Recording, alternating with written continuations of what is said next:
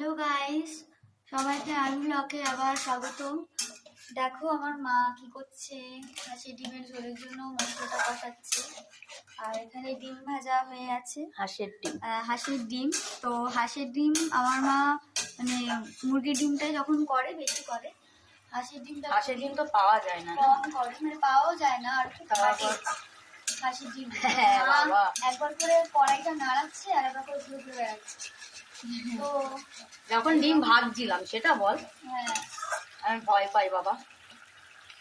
তো দেখো ডিম, হাঁসের ডিমের ঝোল করছি, একটু কষা কষা করে করবো আর গরম গরম ভাত দিয়ে খাবো। তো পুরোটা তৈরি করে তোমাদের দেখাচ্ছি।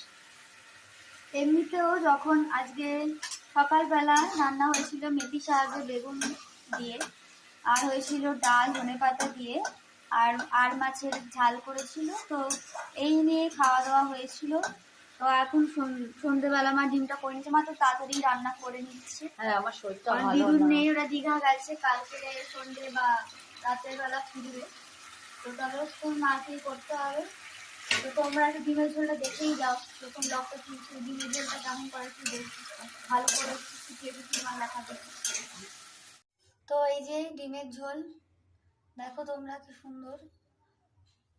আর সকালে যে আর মাছটা হয়েছিল, গরম মশলা ছিল না, সে যাই হোক, খুব সুন্দর খেতে হয়েছিল, পুরো মাংসের মতো। মানে আর মাছের টেস্টটা ওরকম লাগে, কিন্তু করার ওপর অনেকটা নির্ভর করে।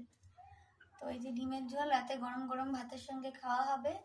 আর মাছ খাবি? আর আমি মাছ খাবো না। তাহলে আমি তো খাবো, সেটা হ্যাঁ, বল। হ্যাঁ, মা খাবে, আমি খাবো না।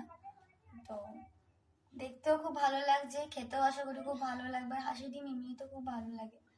তো আজকের তো দিনের ব্লগটা এরকমই ছাড়া হলো। তো তোমরা সবাই আমাদের চ্যানেলটাকে লাইক, সাবস্ক্রাইব অ্যান্ড কমেন্টস করো আমাদের ব্লগগুলোতে। So tata, bye by.